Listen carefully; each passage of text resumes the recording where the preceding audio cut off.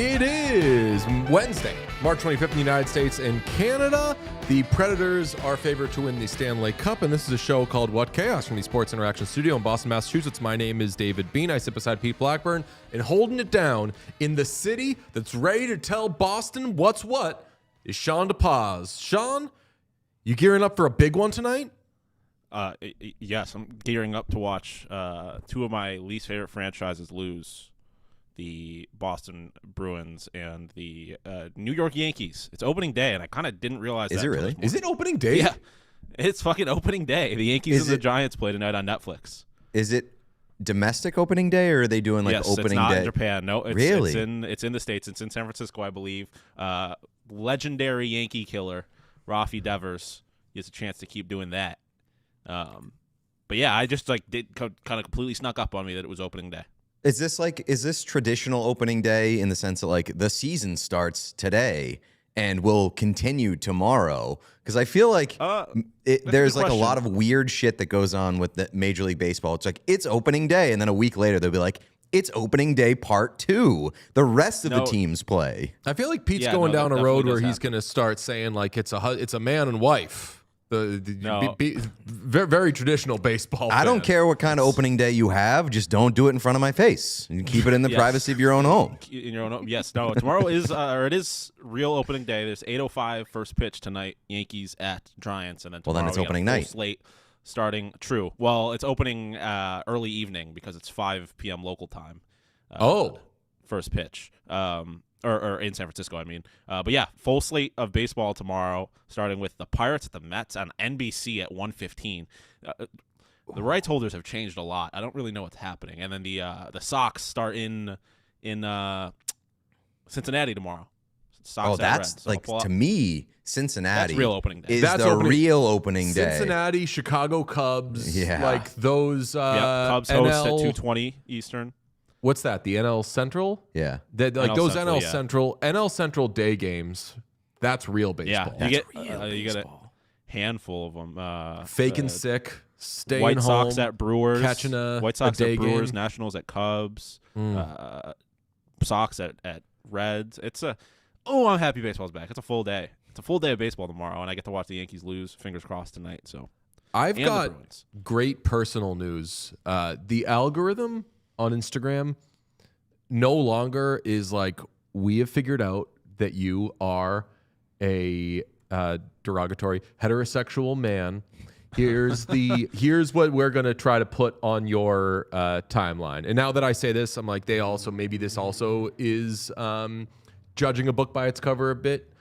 My algorithm is now it's no longer any sort of it's all baseball strategy stuff. And I am watching every second of those videos. Pop up here, where's the play? I'm so into that, and I watch all of these videos. I don't really watch baseball anymore, famously, but I would so much rather, I was thinking about it last night as I was watching 5 of them in a row, I would take a baseball strategy what's the play video over a hockey or football strategy video all friggin' day. Because if it's a hockey thing, I'd be well, my strategy is I would just be Connor McDavid and be the best at it and be fast and go around the guy. Baseball's a lot more stupid and slower, and it's a lot more my speed. That's what I was getting. Well, I was not going to say that it's your speed because it's stupid and slow. But what I was going to say is that it is different from hockey in the sense that it's really just kind of a, do you know what to do next? That was my bag when I played Little League because I was not good at baseball, was knowing what to do if the ball comes to you. Where's the play? And that's a very much there is a right answer. And so I like that it's it's very straightforward in that sense. If there's 2 on, no outs, and the ball comes to you as the right fielder, what are you doing with that ball? You're cutting home. I love forget that I was shit. a baseball first guy. Yeah. Baseball before hockey growing up. Same. Even in the podcast game, baseball before hockey. I was hockey before everything, and then went the fuck away from it, and now as an old guy, I'm grew up re-falling in love with it. I would love for baseball to win me back. It is tried and failed several times over the past handful of years. I would love for baseball to win me back. First off, I've gotten, like I said to you yesterday, big time into collecting cards, and I've kind of started focusing on baseball. I've decided that I'm going to try and work on a Roman Anthony collection, but I did pull a one of 150, I believe, like specialty PCA card the other day. I am just dumping money into cards, unfortunately, but it's very fun. And that's a good way. It's getting me invested in baseball a little bit more than I was this time last year, because hockey has consumed my entire life. But yes, I was also a baseball first guy. If we can find a way to get, I mean, Pete, I think can get back into. I think that you're on the right track for getting back into baseball. You've been reading a lot. You've been like, I think of baseball There's as so something many good baseball books that can. Oh yeah, there's good baseball books, but if like you want I a think good of biography baseball, to read, I got you. Yeah, what's that? Ricky Henderson's biography, fucking raw. But there's so many good like nonfiction baseball books. You know what? I actually had that book, but someone stole it. Baseball book? That's a good joke. Ricky Henderson humor. That guy would swipe bags. Upstanding lots of citizen. I'm talking about stealing bases. It's all within the rules. It's okay. I'm not calling the man a Amelia thief. Bedelia maxing. Yeah, oh, big time. You know exactly what I'm talking about. Sean, before we move on to anything else, I think you'll be into this. Yesterday, I saw a clip that was just a guy talking about, if you're a catcher, here's how you behave towards the umpire. Like some tips for keeping a favorable and respectful. Yes, and like keeping. He said you start off. You ask them their name. You say Sean, you're the ump. You say, hey Sean, I'm Dave. I'm gonna be protecting you today. A little fun, you're standing in front of them. Things you got to do. You got to hustle. If there's a pass ball, you can't just be standing around making this guy feel like he's going to be under siege. If he makes a call you don't like, you got to be respectful. You hold it just like an extra second, but you ask him, hey, was that off the plate? And if they say, yeah, I say, okay, cool, Sean, we're going to work on bringing that one in. And go ahead. No, I mean, it's going to be very interesting this year. I'm interested in that catcher-ump dynamic, because now catchers have the ability to challenge calls, so they can kind of do a little showing up the refs, or showing up the umps, which I'm interested in. And also, if you don't get into baseball this year, you probably will never get to watch baseball again, because this league is almost 100% heading towards a lockout next year. That shit's going to be bad. So it's more like hockey. We love it. I mean, the Dodgers have ruined the sport. This is a big Japanese baseball league erasure, KBO erasure. Yeah. No, I mean, we all lived through COVID. I was watching. You hasn't bought any Japanese NPO. baseball cards? Yeah, racist. I do. I have a couple of. I have a special Shohei. I Sean also has pulled a fucking a Japanese Bo friend. Jackson He the other can't be racist. No. I actually, I don't. I was gonna say, I don't know if I know any Japanese people personally. Wow. No. Damn. Not So saying, I guess just I saying. I can't even pull that card. But Talk to yes, everybody. Baseball's gonna die. So Okay. Pete, enjoy it while you can. Good baseball talk. What's on the show, Peter? Today on the show, let us discuss goals. Derogatory. That's my favorite brand of goals. Apologies to the Ottawa Senators, because the Ottawa Senators are fucking back. And you know what? I'm going to remove myself. I'm not even going to say apologies to the Ottawa Senators. You have to apologize. I have to apologize, and I might. Okay. The Stay Preds. tuned. The Preds. They're back in the mix too. Some teams are dead. Some teams are alive. The Senators and Preds. Big time 2016 election night watch. Yes. There you go. The Preds. One of my favorite tweets ever. When the Senators and Predators played on election night in 2016. And then finally, Jon Cooper's face. I told you yesterday when the last thing was like, OG hockey smut. I was like, you might not know what that means, but that's going to be the best part of the show. Yeah. Jon Cooper's face. That's going to be the best part of the show. I haven't seen the clip that I know you have for that segment, but I have seen the first frame of the clip. And oh boy, I know that Jon Cooper is making a weird face, so I'm excited to see what comes after that. It heads in a very, very good direction. Games were good last night. Games were weird, I would say. Just going to speed run kind of what happened last night, and then we'll do a little buffet as we dive into them deeper. The Leafs beat the Bruins in Boston, which that's kind of weird, but there's implications there, and that's fun. Red Wings lost their second straight to a division rival at home. They're now outside the playoff picture. Not amazing. The Blue Jackets beat the Flyers. They're now in position to have home ice in the playoffs. That rules, first round at least. You put in here, I'm glad you mentioned it. The Penguins had the favor returned by the Avs. Remember when the Penguins destroyed the Avs a couple weeks ago? Yeah. Avs kind of gave it back to them. Blackhawks beat the Islanders on the island. Shout out, I can't think of his name, third overall pick. Anton Frundell, who got kind of cyberbullied yesterday. A lot of people found out what Anton Frundell looks like last night. And yes, he's a bit of a thick boy. He's got some baby fat on him. Young players have baby fat sometimes, like when they enter the honestly, league. like even Bedard has like, especially early on, had a little bit of he had a little baby fat. He had like and a not little, to turn the don't body shame thing into like, let me give all these other examples of people you could body shame. But like, I can think of a lot of players who, when they came into the league, people were like, that's what that person looks like. Charlie McAvoy got it a lot. Also, Phil Kessel got it throughout his entire career. Matvei Michkov has been getting it from his coach. Yes. He also was in the NHL. Like, he made it. I know he didn't make it, but you're gonna call that guy out of shape? Like, he's out of shape. Maybe even if he is out of shape, he's out of shape by NHL standards. He's still in better shape than 99.9% of the population. I will say, Pete found a picture of us when we started doing the show, and I realized the other day I hopped on the scale for the first time in a while, and I've gained an astonishing amount of weight since doing this show. I'm not blaming the show. It's probably because I'm 42 and I'm getting old, but might be on best shape of my life watch this summer. Probably not going to happen, but I might try, because I've gotten, like, if there were a coach of this team, I would call myself out for not being in the playing shape I used to be. Weren't we in the mix for like a GLP-1 sponsorship? Yes, and I thought about it for a second.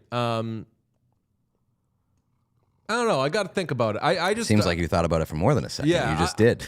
I just haven't been taking as good a care of myself as usual, and I do think it affects my performance on the show. I think like coming in foggy and stuff like that. So I'm gonna try to get on that. DJ blaming the show for why he's gained weight. No, I'm blaming myself. No. I'm blaming my not taking care of my body for why I'm not doing as well and contributing as much to the show as I could, which, don't get it twisted, we all contribute a fucking ton to the show, more than we would if we had a lot of other jobs in this field. Yeah. But I could do better, and I'm going to try to. There you go. Sean, what about you? What are you going to do to make this show better? Sean, you fat or what? I'm not skinny. Well, I'm skinny. I got I'm skinny, but I already know I'm gonna be like skinny fat. Like I'm gonna be.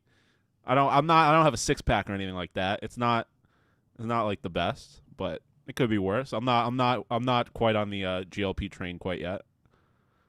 Definitely not. Nobody on the show is on the GLP train, and I'm glad that we don't have a GLP-1. We'll stay away from GLP-1 chat. Oh, okay. It's I saw a video the other day about someone. It wasn't for this reason, but I saw a video about someone talking about like how GLP-1s have worked for different people while getting this reputation for like it's just what skinny people use to get even skinnier, and it's like without knowing a lot about this, I'm like, I think it's like saved some people's lives.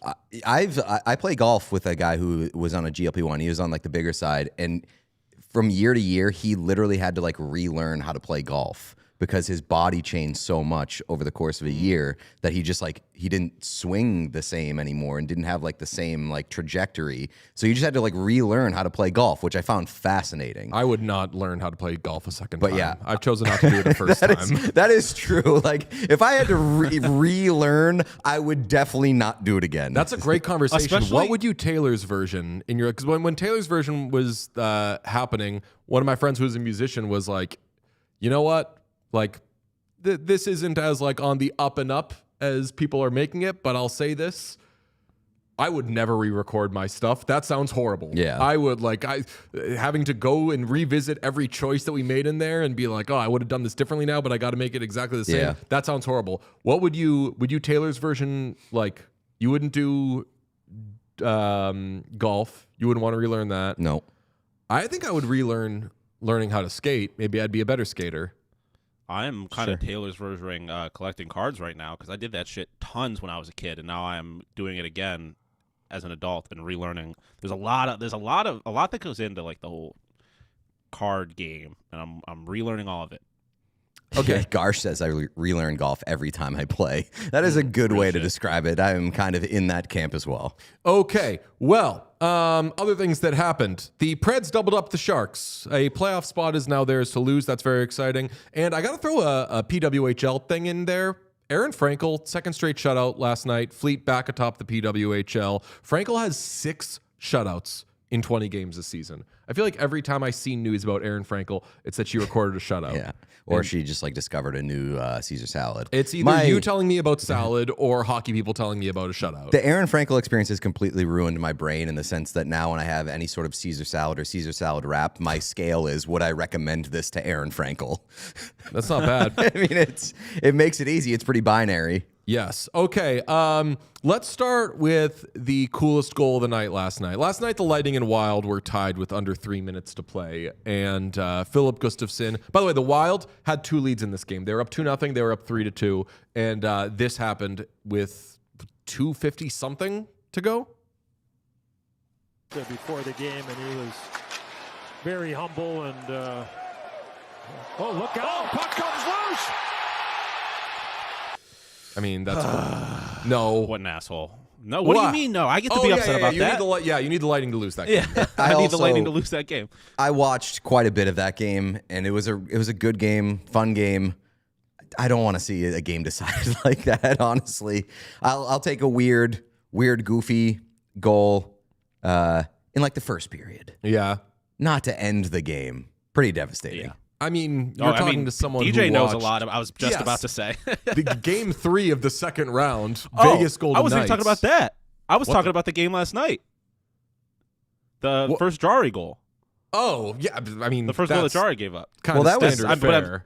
That was the one that deflected, right? That was a weird one. It was, yeah, that was not his fault. Well, that's not what I was saying. I wasn't saying it was Jari's fault. I was just saying it was weird a as weird fuck. goal early in the game, as opposed to like if they had lost the game like that, even though it wasn't Jari's fault, it would have been fucking devastating. Oh no, I was talking about the final seconds of Game 3, the second round between the Oilers and Golden Knights last year, where it took like a perfect mess of everything for the weirdest goal in the world to be scored. So Gustafsson's nasty. That's pretty sweet. Let's see. Let's hit the implications of that Leafs win in Boston last night, because I saw a lot of Bruins fans doing the old, well, it doesn't matter that the Leafs beat us at home. Maybe we'll get their pick now. And to that I say, fuck yeah, that's exactly what you should have been doing. I wanted to, I'm not a Bruins fan, but I definitely root for the Bruins and I want them to do well. I'm absolutely pulling for them to get this pick that they got from the Brandon Carlo trade that is top 5 protected. So if the Leafs finish with picks 1, 2, 3, 4, or 5, they keep it. If not, it goes to the Boston Bruins. And with that win last night, Sean, show me the Tankathon odds right now. Look at that, highlighted right there. So there is a 15.4% chance the Leafs end up with a top 5 pick and keep it.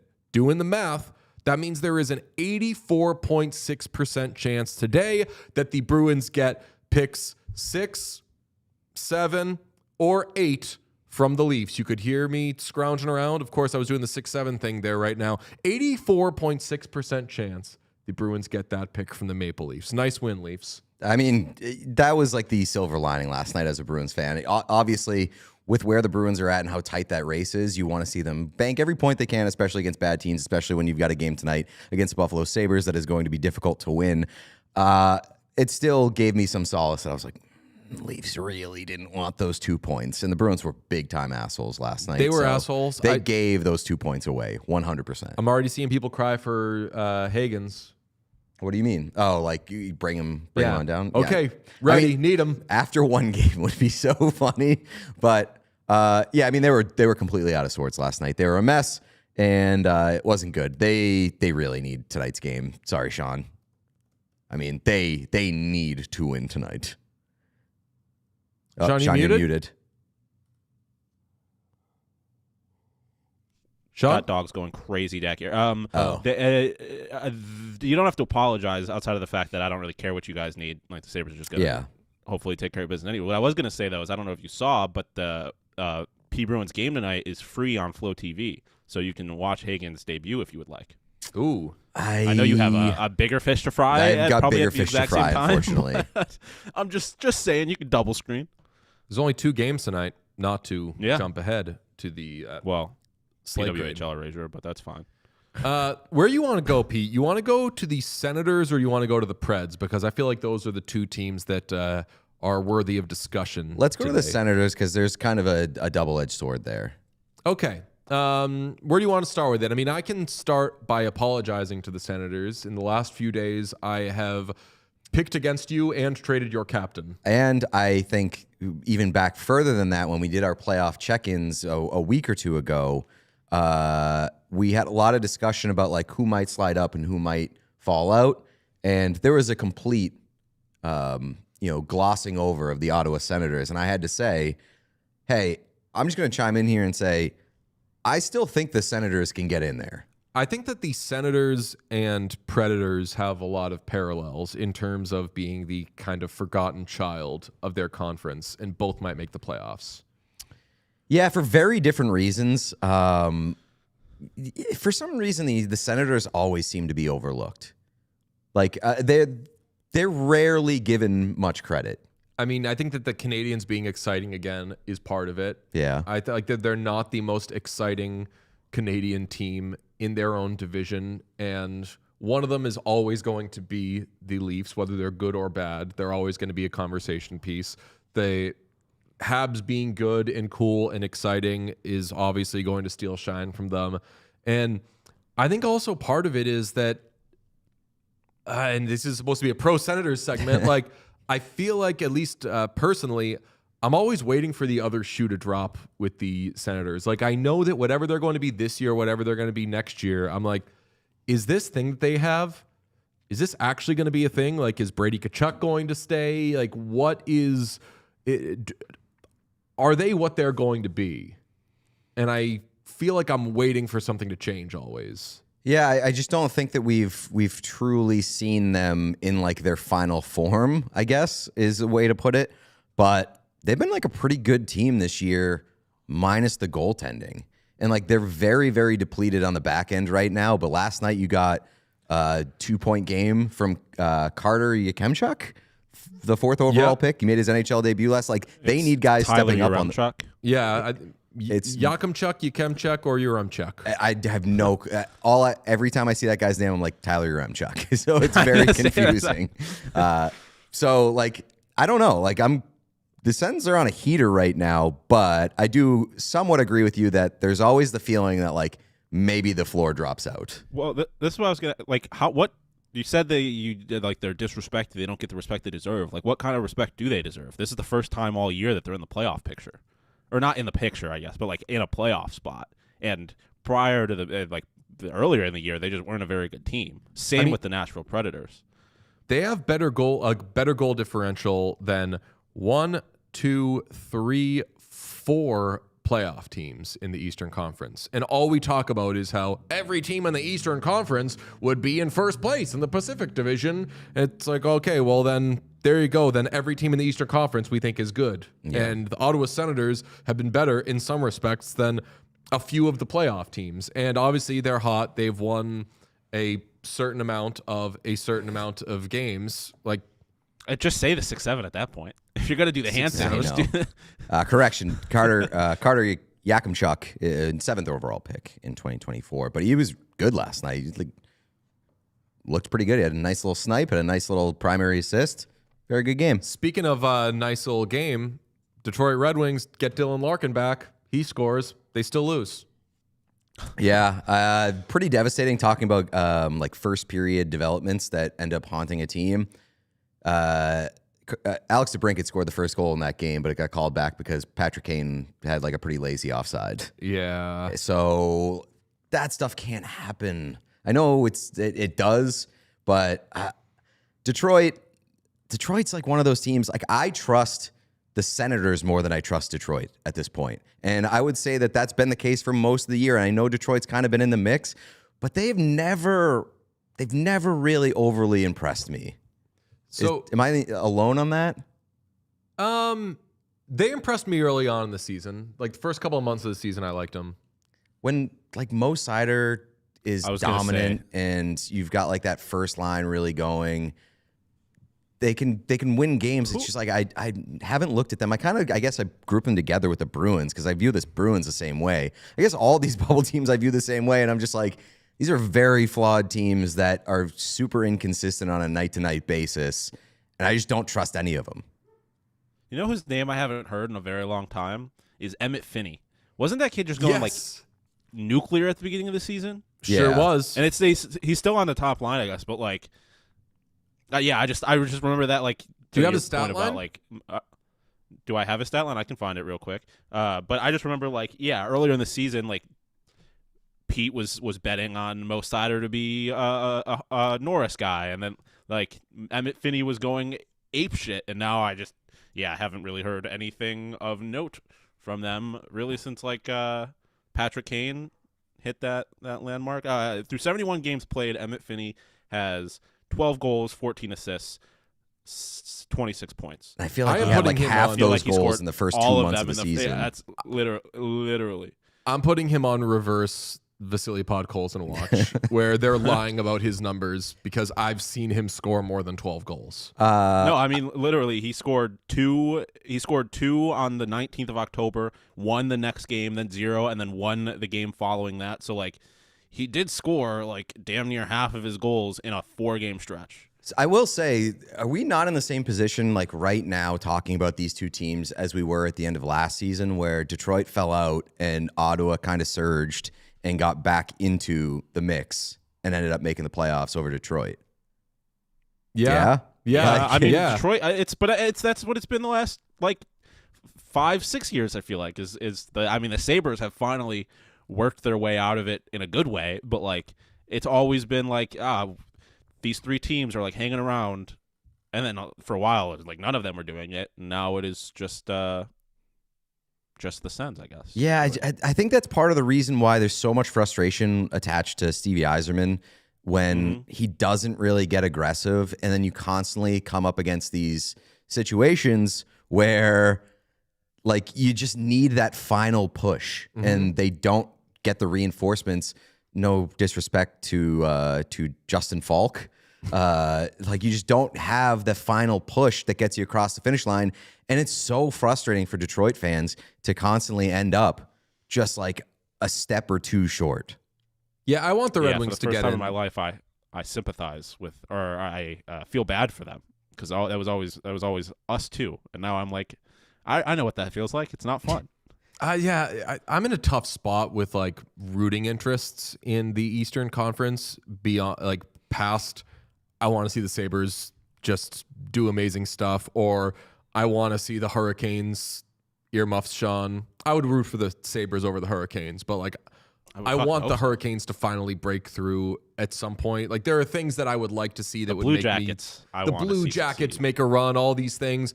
But when I get to, okay, who do I want in these final spots where you've got the Blue Jackets put in that mix, even though right now they're like pretty firmly in, like they're holding down second place in the Metro right now, but they're right around, like Penguins could catch them, the Islanders could catch them, but like Red Wings, Islanders, Senators, Bruins, Penguins, Blue Jackets, all in the mix for, say, 4 spots. It's so lame to say. Like, I'd be happy for any and all of those teams. I'd be especially happy for the Penguins because their fans were basically told, we're not going to fucking try this year. We're not going for it this year. But they were well coached. They've played well, made a nice trade that fleeced a dumb team, and bam, they're there. I want to see the Islanders' fun continue, but I want to see, it goes back to our conversations with Lucas Raymond last year. Like, I just want to see what that building gets to do when it has playoff games. 100%. And again, like not to dig up the conversation that we had earlier this week, but like after this season, pressure is going to be extremely on Detroit because the Buffalo playoff drought will be over. And so Detroit will be the next team that everybody looks at and be like, all right, when are you getting in? We want to see you guys. Maybe it helps like their bandwagon potential, quote unquote, if they do it in a different year than the Sabres, because I feel like the Sabres have absolutely locked up number one bandwagon especially if team. you get Detroit versus the Sabres. Like the Sabres, if Detroit makes their way into the playoffs, there's a good chance that's who they face in the first round. And that's the drought bowl would nightmare be sick, scenario. Though. Oh yeah, no. Yeah, I mean it would rock, but that's a nightmare scenario. I would say for Stevie Y. Like if they get embarrassed in that series, you're punching your ticket. And I mean, because Jarmo, I don't think has anything to worry about. If the Sabres were to get swept in that series, it's not like Jarmo getting fired, but Stevie Y I think has a lot more pressure. I was gonna say I have no need, and this isn't even me being like a Bruins hater, but I have no need for the Bruins or the Penguins in the playoffs because I would say that those are the two teams that I'm like. Well, the Penguins would be cool just for the Sid and the Malkin of it all, but like those are the two teams where I don't think they are necessarily building. Like the Bruins, I think will be better next year, but like I think it's pretty obvious that like the Islanders, the Red Wings, or maybe not the Red Wings, but the Islanders, the Senators, the Blue Jackets are all like this could be a step in the right direction, as opposed to like the Penguins and the Bruins. If you told me that they take a step backwards next year, I would predict that, not be surprised. Bruins could win a playoff round. I think the Bruins could win a playoff round Against the Sabres or Hurricanes? Against, let's see, they would play the Sabres, They play the Sabres right now. Or Hurricanes, Lightning, or Canadiens. I don't favor them in any of those series. I mean, the Sabres are But they could win such a a wild playoff card. round. Like if as confident as I am in the Sabres, like the Bruins. If you told me that like the Sabres are going to lose in 6 to the Boston Bruins, I'm going to be like, fucking of course they do. Like I think anybody could beat the Sabres in the first round because, to Pete's point, you got to get punched in the mouth first. They haven't been there, so who knows? But I wouldn't. On paper, they're not winning any of those series. Yeah, I mean, the path would have to be like Swayman going off and Pasternak going off, and that's about it. And then playing Or just not out of the picture. Or just that they're good defensemen being good at defense.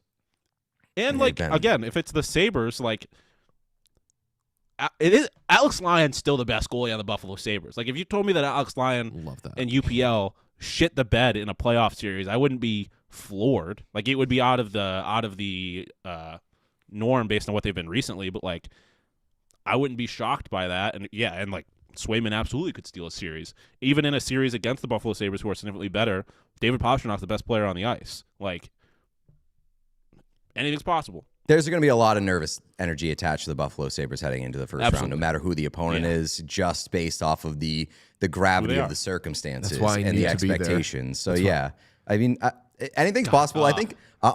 Is it weird to say like I'm somehow at some point things flipped and I've become so much more interested in the Eastern Conference playoff race than the Western Conference playoff race, even though I think that the teams most of the teams are like a tier below. I think that like the 3 best teams are coming out of the Central, and I would put most of my faith in those teams. But like the race itself and the matchup potential itself in the Eastern Conference are very fun because those teams are grouped closer together. Yeah. I just think they're more interesting teams. Yeah, I mean, it's been... Oh, I don't know if they're more interesting teams. I mean, think I would that say the that, like, race the is more Sens- interesting, and like the quality of play might be like closer together, with the exception of the Central 2 versus 3. But like, I just think there's so many teams grouped so closely together that, with the exception of Carolina at the top of the Metro, like any spot can be challenged basically at this point. Yeah, East you can say is more competitive, but still, when you get to, like I was listening to Frank Saravalli on Bob's show. Bob wasn't there. Somebody was filling in.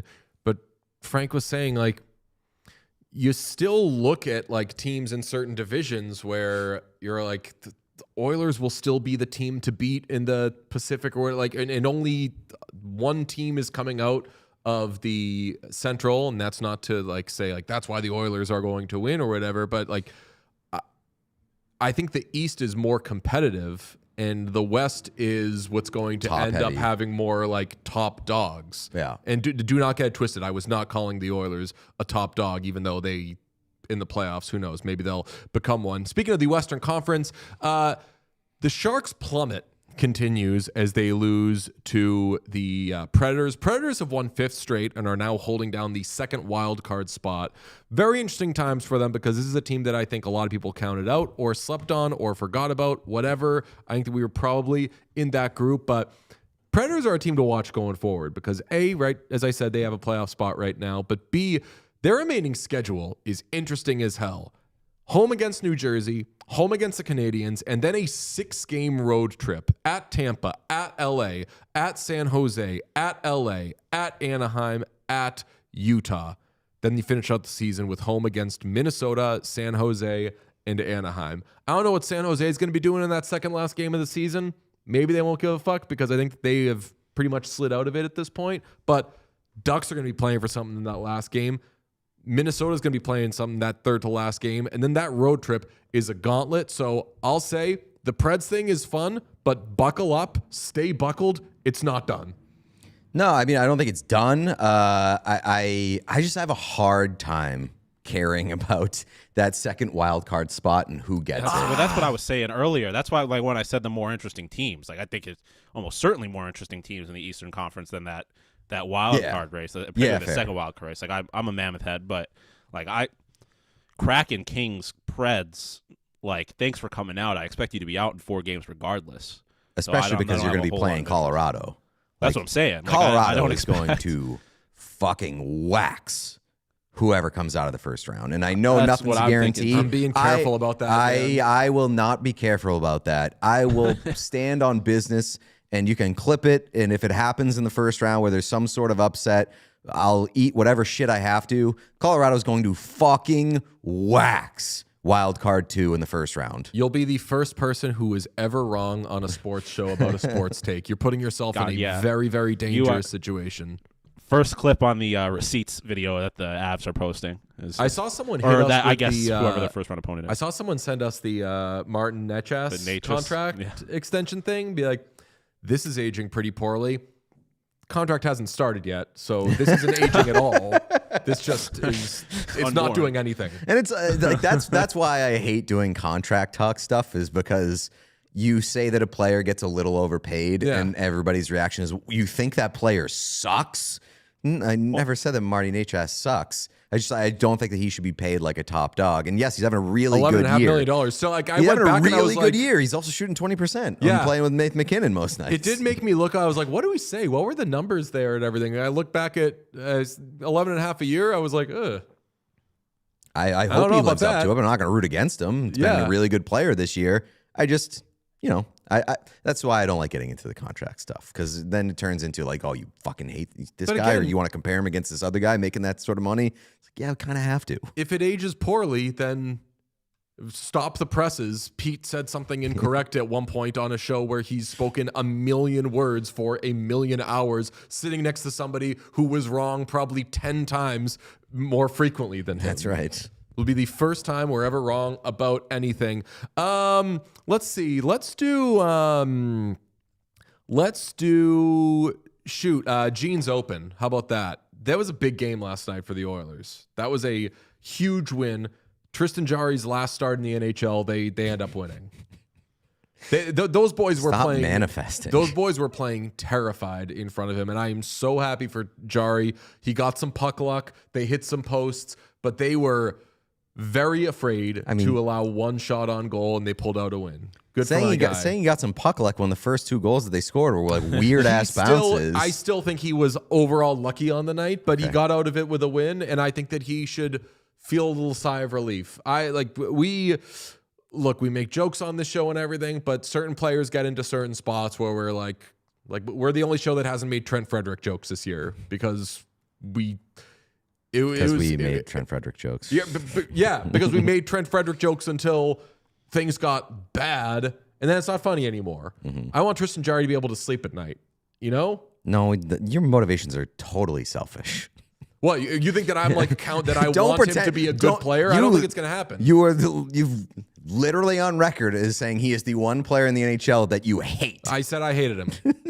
But So don't play Mr. Nice Guy and be like, I want him to be good so he can sleep at night. You want him to be good so you don't want to die. That's part of it. Yeah. Is that part of no it? los dos. Sure. Is it all of it? I don't know. It could be. Could be in the mix. But yeah, Gabby Nicole got it. Jari is still the worst. It was a great game.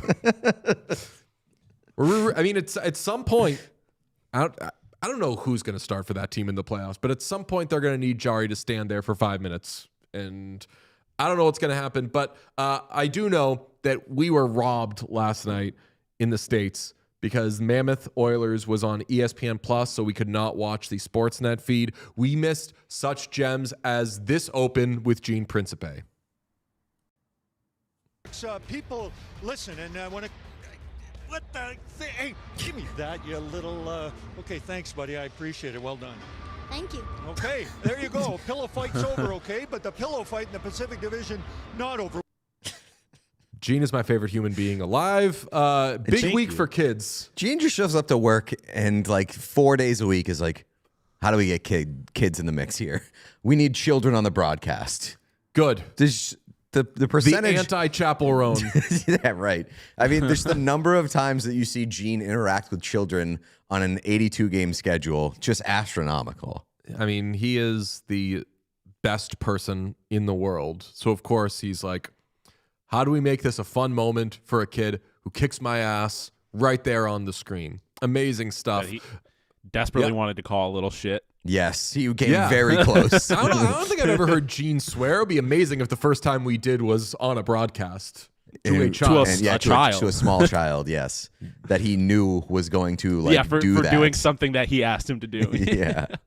Also on the Sportsnet broadcast last night was Bill Burr. Here's a quick hit that he did with Gene. The current version of the Oilers, I think you saw some of the coaches before the game, maybe met a player or two, but what's it like being around the Sox locker room hat, by and the being way. around a hockey team like in the Edmonton? green Well, Sox obviously hat. legendary Yep. franchise. Happy opening won day. 5 cups when That thing I was looks a fresh kid, out of the and, box. kind of, bummed out that Leon Draisaitl isn't playing, but fast first period, no penalties or anything like that. But I'll tell you where I'm sitting. I'm a little nervous. There's no net there, so I wasn't fast when I was young, so I don't feel like my big Charlie Brown head getting hit. So that's probably the top thing I'm worried about right now. All right. Do you have a meeting of the minds, by the way? Just two comedy God. geniuses. Yeah. two people born to entertain. Do you have the shortened version that I am going to be posting probably every other night for the next 2 weeks? Bet I guess what it is. Bummed out that Leon Draisaitl isn't playing. That's it. That's going to be all of my Real, though. threads, tweets, whatever. Even if I'm watching another game, if I'm watching like the Bruins tonight, kind of bummed out Leon Draisaitl isn't playing right now. I love that he's almost on a first name basis with Leon Draisaitl. He was like, I'm bummed that Leon Draisaitl isn't playing. Like, he wanted to just drop it at Leon. There's a thing, I think we've discussed this. There's a thing where NFL reporters feel that they must call quarterbacks by only their first name. And I don't really subscribe to it. I don't think that we do it on the show much. We're never like, oh, and you've got Connor or whatever. Like, these aren't our friends. And even if they are, we still, like, we call Zach Werenski. Like, there's a thing in the NFL, though, I feel, though, where a lot of people who talk about football will be like, well, you've got, like, Josh or whatever. And I'm like, yeah, get out of here. Say the full name. I feel that we do say just Leon, but that is a special thing that has been earned. Yes. Is that the only guy we do that with? That's also an awesome first name. I'll say it. Leon is such a cool first name. Yeah, I feel like there's a lot of players like that. Like Tage is Tage. Yeah. I think it depends on the name, because like Lamar, you're calling Lamar. Yeah. Because Lamar is a unique name, but I don't think there's like Tom Brady. I feel like got called Brady. I don't know. Like Tom is such a generic name that you're not just throwing out Tom. Leon is distinct, so I would say that Leon is, Leon is the Cher of the NHL. Yeah. The Madonna, whatever. Leon is Brazilian. He's Hulk. I remember one day, Sean, we were sitting around the studio, and I forget which one of us said it, but one of us said it to each other, and it was like, we talk about this guy all the time, but you ever think about how, like, one of the best and coolest players in the NHL is a fucking German dude named Leon. How cool is that? We're just like, yeah. Well, when you put it that way, yeah. Yeah. So I'm sad that Leon isn't playing, but I'm happy that the Oilers won, of course. Big win for them. Then there was this Pierre-Luc Dubois, our guy, my guy, whoever's guy, is pulling. It's like a belly, and he's pulling on Robert Thomas. Okay. Is that a... It's that the a chair company? Yeah. It's like a belly, and he's pulling. Do you have the video of PLD just pulling Robert Thomas? Yeah, here it is one more time with the Bomberito RoboCam. Look at Dubois. He gets interfered with. He wraps around. Gets interfered with. Robert down. He gets interfered and again, with. Curbs. Robert, he just couldn't brace himself. He did? It looked like his arms got tied up. Here's a perfect look. That's right interference. Here. Oh, yeah, Look yeah. at And then having that's that right assault. Arm. So Robert can't brace himself with the right arm. And it was his right cheek. Listen, I think if anybody His got right interfered cheek's with gonna there, smack the ice. I'm going to lean Robert Thomas. It's the guy who... yeah. Right No, Robert there. Thomas was Oh, absolutely gosh setting a darn. pick. Takes his feet out and Pierre-Luc think Dubois about got that one. His curves impeded. Robert Thomas got interfered That's- with. No. It was mean, that's- interference. that's but interference. Pierre-Luc Dubois, it's like we've done this before. He brought a gun to Yeah. a fist fight. He's like, "You're gonna interfere with me. I'm gonna fucking kill you." You called me a name and I punched you in the face. Yeah, he Fair. hit him with the Asshole. fucking styles Yeah, clash. fair. Guy that, an overreaction, shall we say. All right, now let's get to the thing Wait, what? do you want to discuss what the oops does with this? Oh, all right. So Office of Player Safety gets this sent to their desk. What are they doing in that office? By the way, did you see They're gonna- Radko Gudas talking about his punishment? Yeah, he was like, I was did just that like, shit. yeah. I shouldn't have done it. I got to be better. I think Yeah.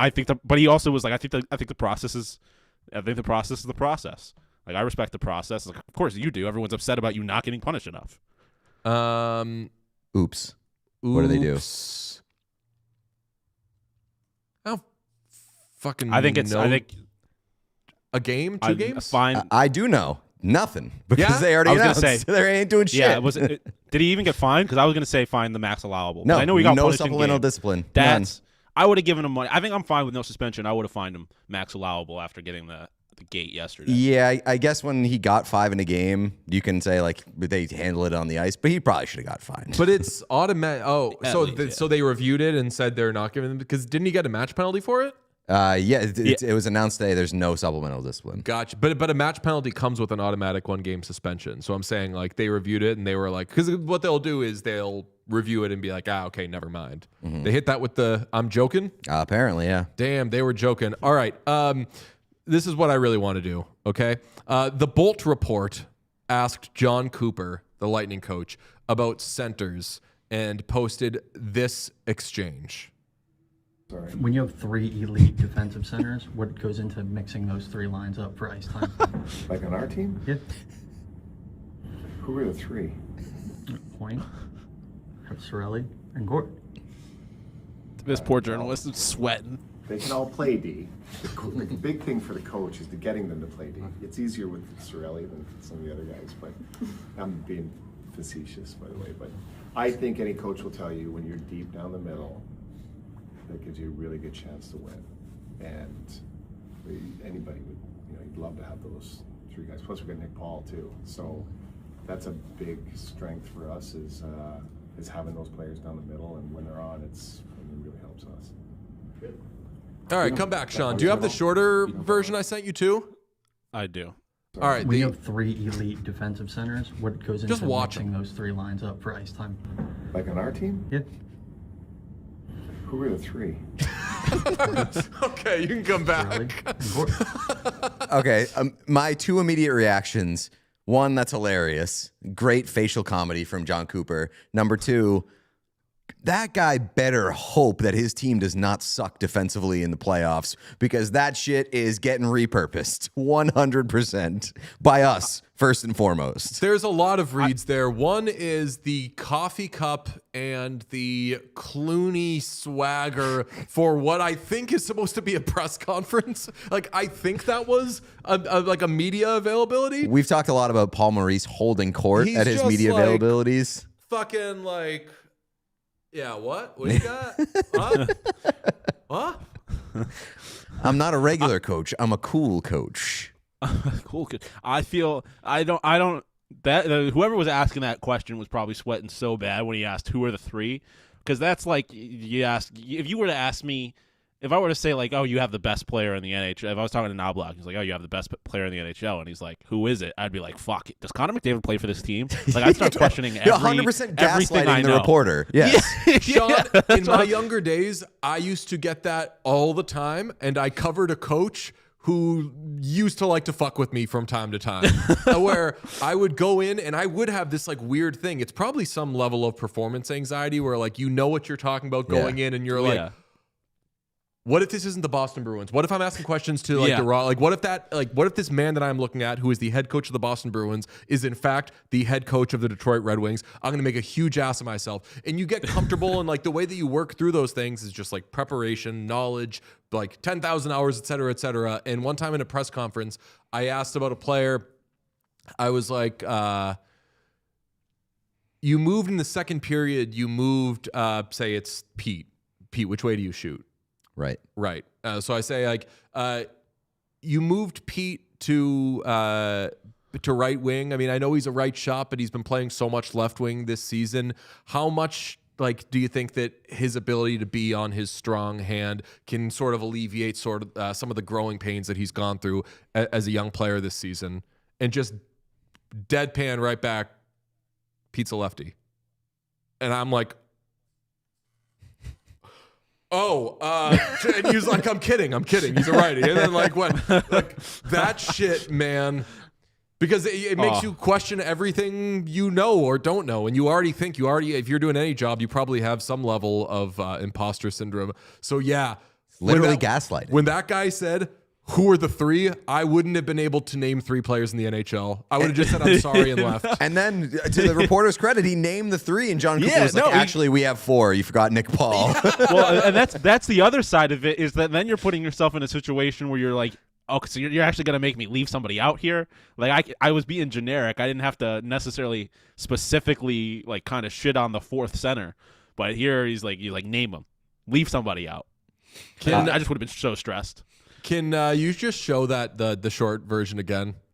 I just want to keep watching them. When you have 3 elite defensive centers, what goes into mixing those 3 lines up for ice time? It's such a dumb fucking idiot. Why are you talking on our team? Who are the 3? Who are the 3? Really? The first frame is so funny.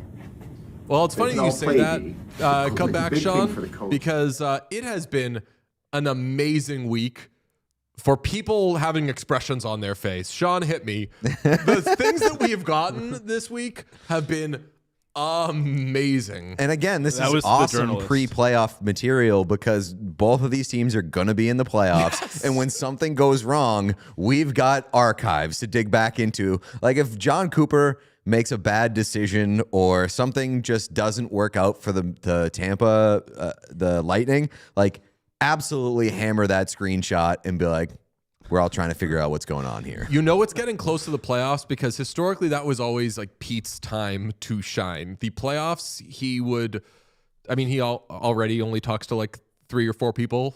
All of us do that. But like playoffs, he would be like, I am watching hockey and I am getting off every fucking joke I can about hockey. That this whole time we've been showing this, the second we showed you the Jon Cooper thing, you were like, I know how I can use this against the Lightning in the playoffs if they allow a goal. Like you're that is true. My brain is still wired that way. You're back to the old you, and I didn't think about that for the Uri thing or this, but I'm very excited now that we have 2 of 16 You just need 14 more, and you will take down the NHL. Everybody get to work. Stan has an unbelievable idea. That should just be the new "What are we looking at here?" screenshot. I did think about putting that onto the "What are we looking at?" in the middle of the two of us. The way that we have Sean as stripes in the "Was this a penalty?" Yeah, we can begin to add people to this.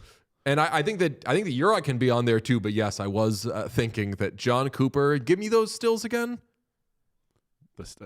Which ones? Oh, they're both so good. And for some reason, the coffee in the hand, just like he's smoking at work. Yeah, somebody said he looks like when the professor invites you to his home on the like at the end of the semester. He just looks like that kind of guy. That's his vibe here. It's so good. He does seem like he runs late to every class he teaches. Like he comes in kind of last second, like 10 minutes in when the students start thinking, it's like, hey, if he's 15 minutes late, we get to leave. And then like right before he comes in, he throws his bag that he has over his shoulder onto the thing and is like, open your books. And everyone's like, I do. Before we move on from the Lightning, I do want to mention the funniest part of last night's game was not the goal, in my opinion. It was when Michael McCarron and Corey Perry fought, and Michael McCarron kept telling Corey Perry, brother, you don't want this. You do not want this. And Corey Perry decided that he did want it and was immediately fed his lunch, split his face open, and Michael McCarron skated away, and you could see the camera show him, and he was like, fucking idiot. It was the best. And then they spent the rest of the game showing Corey Perry on the bench with his face split open, applying a metal spoon to his eye so that it wouldn't swell up. It was the funniest thing. Best part of that is it was a lucky punch. It was. Thinks Corey Perry probably. Yeah. He was like, get him next time. Corey Perry's not a good fighter. He is an elite shitster. He has very rarely impressed me dropping the mitts. Yeah. Which honestly is even more impressive to me because if something about somebody who keeps getting their ass beat being like, I ain't hear no bell. Keep getting up, signing up to fight. Very respectable. Dishon, our friends in Buffalo, the amazing clothing brand who made our first run of merch, and they're working on our second run of merch that is going to be very, very amazing. They're doing some Sabres stuff. It's going to be in the Sabres store. We've seen more of it, but this is what's out there right now. Sean, that Sabretooth shirt, I mean, everything there is amazing.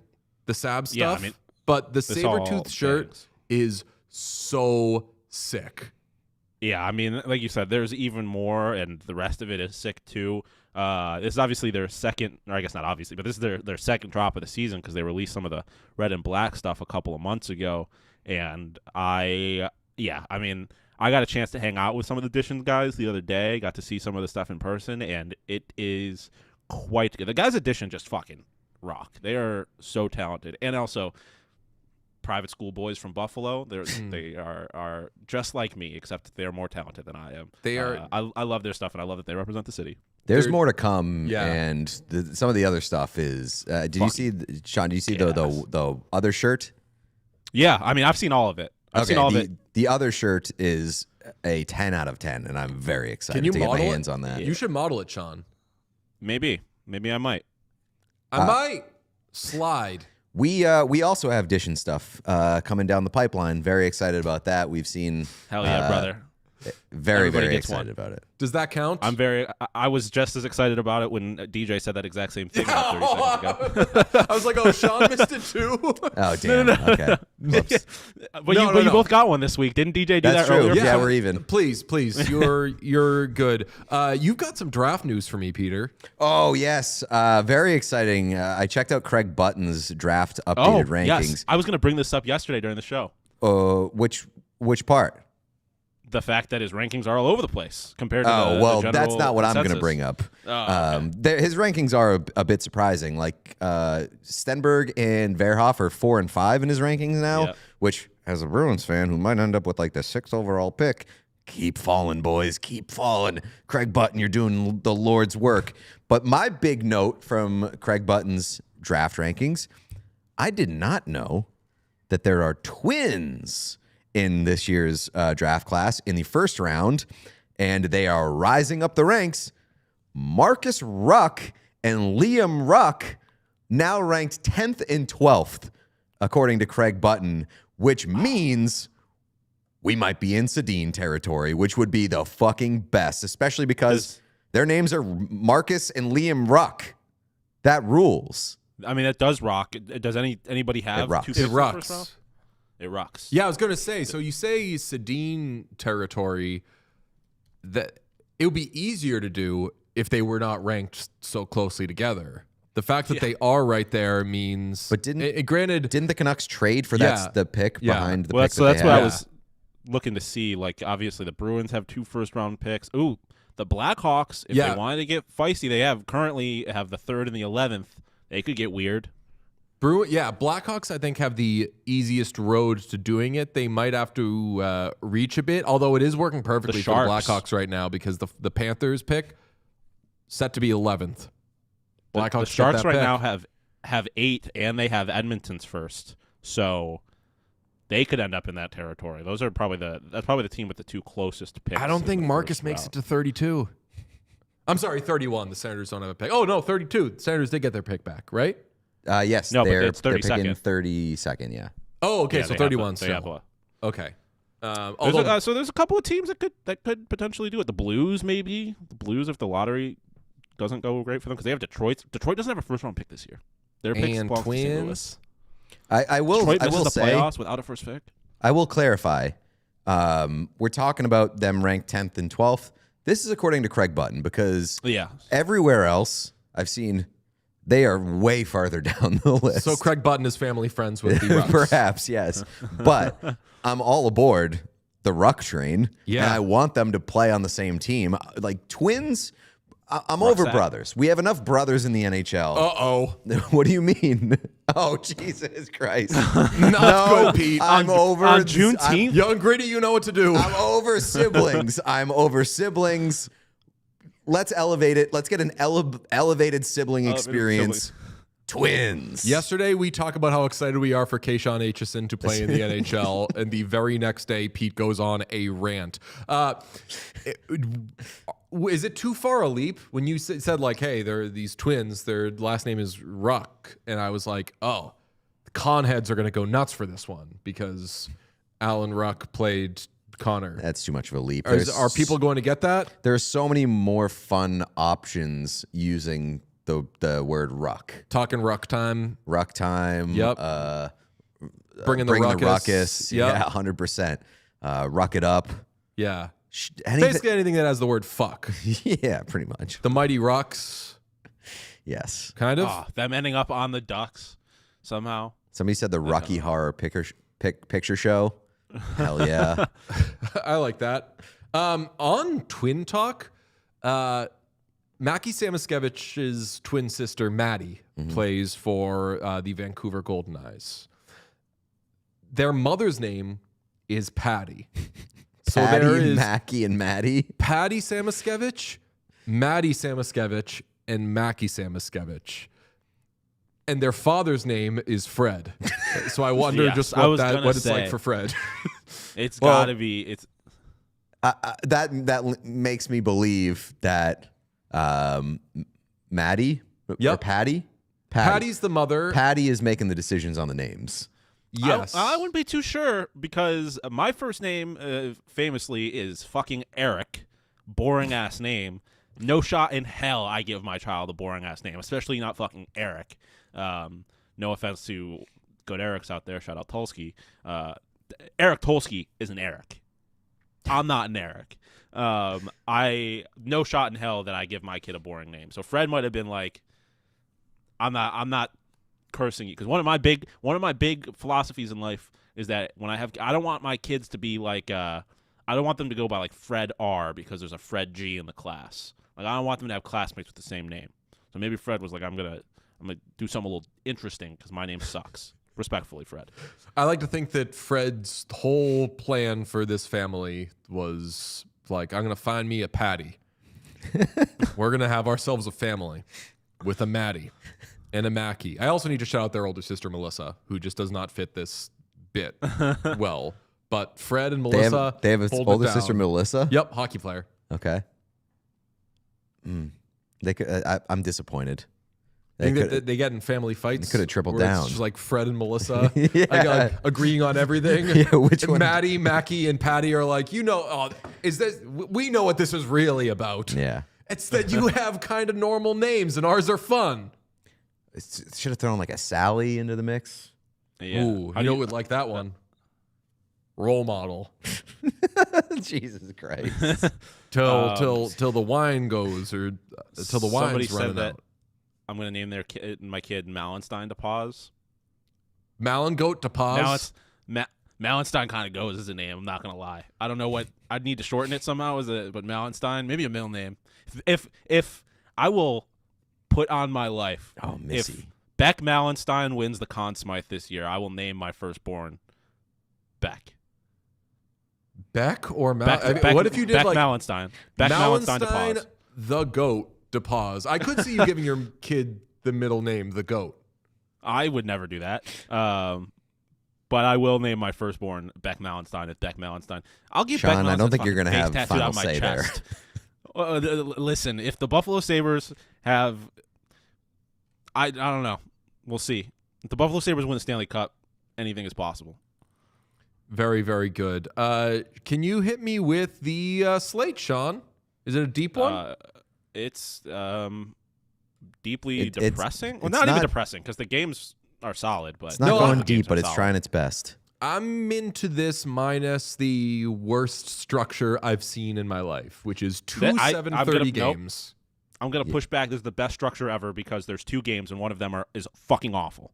So you get to watch a good game and not have to make a hard decision. To be fair, TNT runs late, TNT, so yeah. you're going to get a little bit of unexpected staggering here. Yep. You got the Boston Bruins at the Buffalo Sabres at 7:30 p.m. Eastern in the United States and Canada. As Pete said, you can catch that on TNT. And then you've got the Rangers visiting the Toronto Maple Leafs, who are playing the second game of a back-to-back. That's at 7:30 p.m. Eastern in the United States and Canada. That game has the potential to be the worst game of the season. You got Yeah. the New York Rangers of all 9 shots. We don't acknowledge the 10th shot. And the Toronto Maple Leafs, who have been one of the worst teams in the league this season, playing on a back-to-back, although they are hot. A-.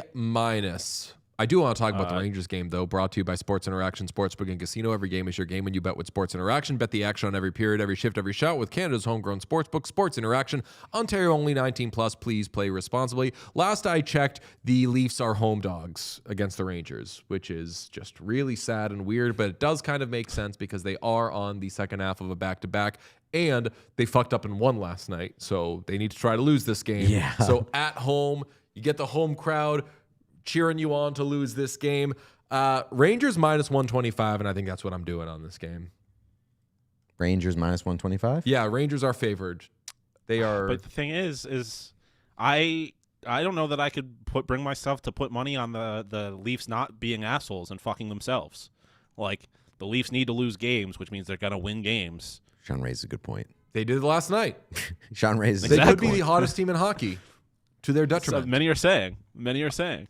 Every game is your game when you bet with Sports Interaction. From puck drop to overtime, bet with live odds on every play with easy deposits and payouts. Go to sportsinteraction.com/whatchaos to open an account. Ontario only 19+. Please play responsibly. Sean, do we got any PWHL games? 2, 7 p.m. and 8 p.m. The 8 p.m. game, Sirens technically at the Torrent, but it's a takeover game in Chicago. But the first one at 7 p.m., Montreal, Minnesota, that's 3 and 2 in the standings, respectively. Jesus, 2 points separate them. Both have 21 games played. So big game. Montreal, Frost, Victoire. How do you say that? Because I feel like I said Victoire. Is it Victoire? Okay, I thought I remember saying that, and then it got pronounced differently. I don't know, but yeah, Frost, Victoire. Big game tonight in the P-Dub. Beth says, I only have Boston Fleet merch, but have to cheer for either New York or Seattle, and I don't want to pick. Peace I'm Collective? always going to say, don't pick this New York team. Always root against New York if given the option.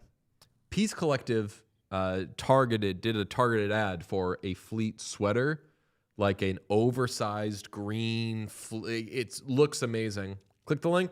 They had a bunch of Fleet shit. Didn't have that sweater. Shouldn't be allowed to do that. Yeah, you definitely shouldn't. They Trojan horsed you. They Trojan horsed me. I still bought a couple of things. Just kidding. Okay. I got this one, but about to turn it into an Aaron Frankel. It's going to be amazing. Thank you to Aaron Frankel. Thank you to Oh, fuck. Well, I always start to do thanks without super chats. Gabby Nicole, I knew Gabby would be there, says, happy the Oilers might have some depth day to all who celebrate. Maybe. Yeah. That could be a thing. Possibly. Renee says, for the sake of my mental health, I'm transitioning my energy to my Dodgers fandom. Kings, you know what you did. Renee's going to get me started. Sean doesn't like the Dodgers.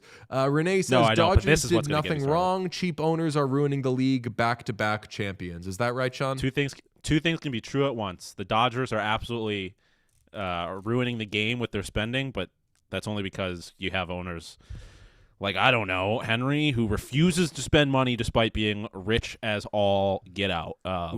So it's not so much that the Dodgers are the bad guys, but the fact that the other owners aren't willing to spend like the Dodgers is ruining the league, and it needs to be fixed, and it's going to come at the Dodgers' demise. And I don't really give a shit because I fucking hate the LA Dodgers. Gotcha. Julianne Moore voice says, I can't believe I've missed several 9 moments over the last 2 days. Amazing name, amazing energy, amazing synergy. Just like purpose. Like you being here to do Julianne Moore 9 things. That's a good use of your time and ours. Jude says, watch yesterday's ep and I'm still laughing. How does an old book casually have a Saudi-owned NHL team in the plot? Low-key agree with Pete, though the Rangers could benefit. Newcastle United ended a 70-year drought. Eyeball emoji. I will say, like, today's show had big trap game potential. Because yesterday's show with all that book shit was like, I was like going like on a 20-game winning streak. I feel like the best show to listen to is the show that comes after a horrendous slate. So tune into tomorrow's show. Going to be a banger. Yeah, we were left to our devices and it was good. Oh, really? Dabble Montburns. I don't know if I got that right, but should I drive 2.5 hours to see Hagen's pro debut tonight? I can't decide.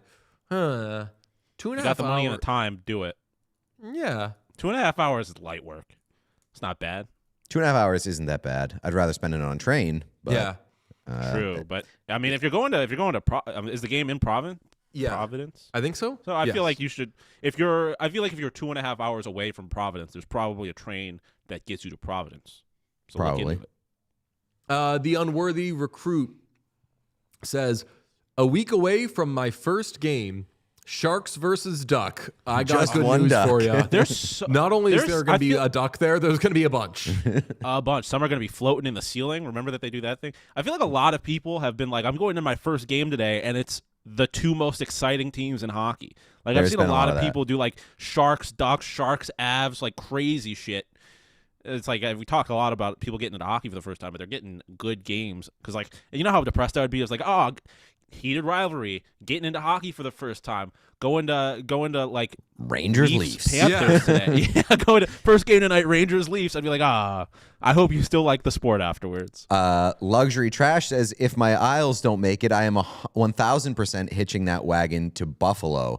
Up the Burrs, baby. I believe it was Sean McIndoe wrote that the Buffalo Sabres might be like the biggest and most popular bandwagon NHL team of all time this postseason, and I can't really argue.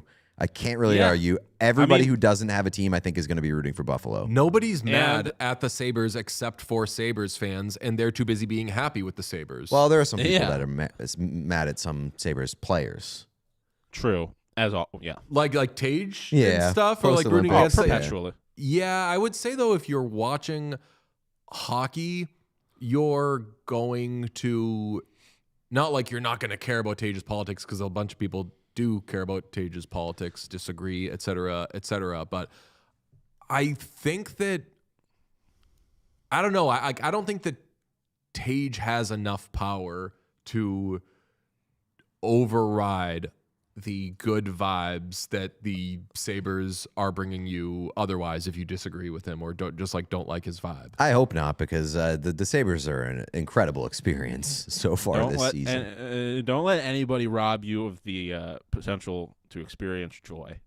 Yeah. Or heartbreak, because that is almost certainly coming with the Buffalo Sabres. I was also going to say the Sabres, I feel like, are in a unique situation where their path is going to go through teams that people really don't have any interest in rooting for.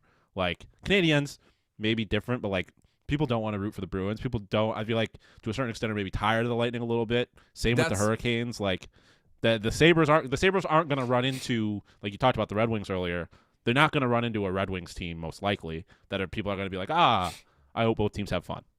Yeah, there just isn't like any team in the way. Like people might be like, oh well, I'm not gonna root for the Avalanche because that's too easy a pick. They're the favorites, or I'm not gonna root for the Stars. They did Ottinger dirty last post. Like what you could talk yourself into. I don't like this team for this hockey reason or this fandom reason.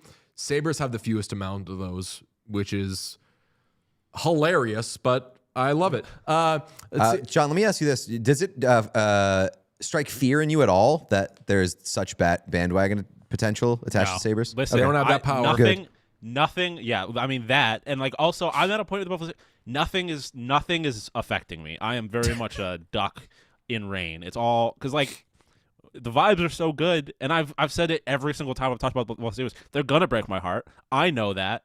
It doesn't matter how many people are. They've been breaking my heart for 2 straight decades without people on the bandwagon. So it's not like people jumping on the bandwagon is going to make it any worse. It's only going to make the experience more fun as long as people aren't fucking annoying about it. This one I like. Battalion says, how I wish San Jose had hired Sturm as our coach over Ryan. Gotta earn your ice time, except if your name is John Klingberg Warsofsky. A+ nickname. Great nickname for that guy. Into it. There you go. Is that it for Super Chats? Man. Yeah, thank you for the Super Chats, everybody. Appreciate you. Thank you to the for the Super Chats. Sturm. Thank you to, that would be, I mean, we mapped out a like Sharks get Sturm, sign Leon sort of thing a couple of years ago. This never really happened. They didn't get any of those guys, but I think they're pretty happy with who they have player-wise. Thank you to Aaron Frankel. Thank you to us for not doing the Alex Ovechkin Shark graphic thing.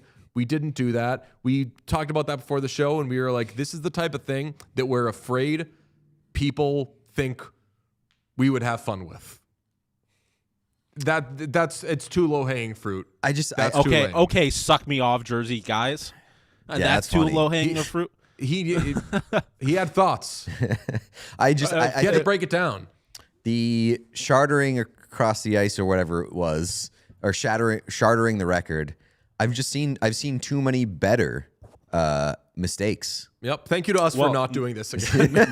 Not only that, but I've seen too many better OV-related lower thirds on TV. Never forget, Arbar in Columbus. The best. Is Ovi ever going to score again? And then he, a year later, had the record for most goals in the NHL history. It's like almost to 1,000. Favorite. Yes. Speaking of, Connor McDavid scored last night. It was his 400th career goal.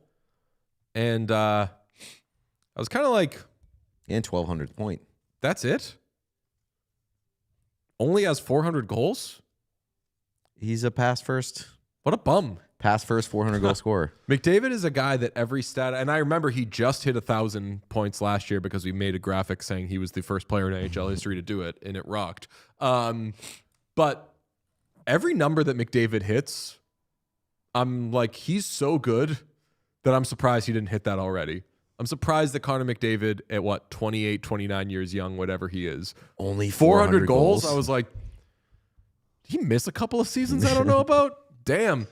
McDavid overrated and he does all these things and it's like second fastest player to ever do it. I'm like, would have thought he had like 800 by now. Connor McDavid, pretty good. Thank you to him. Thank you to the Detroit Red Wings, the Ottawa Senators. Thank you to the Ruck Twins. Thank you to Jon Cooper. Jon Cooper, I think, stole the show with this one. Thank you to Craig Button for putting us on to the Ruck Twins. That's true, yeah. Button knows his stuff. Okay, yes. We got more stuff coming. How is Casey Middlestat doing this year, by the way? He's doing fine. He's part of one of the best lines in hockey. Yeah, many are saying it's like the best season of his career. Yeah. Or at least up there. Casey Middlestat has 36 points this season, on pace for the best or second best season of his career. Yeah. Legend. There you go. All right. We got more stuff coming. We'll talk to you tomorrow. Love you. Bye. If you enjoyed this video, please subscribe to What Chaos here on YouTube. You will get everything, daily episodes, player interviews, and so much more. It's all here on the What Chaos YouTube. Hit subscribe.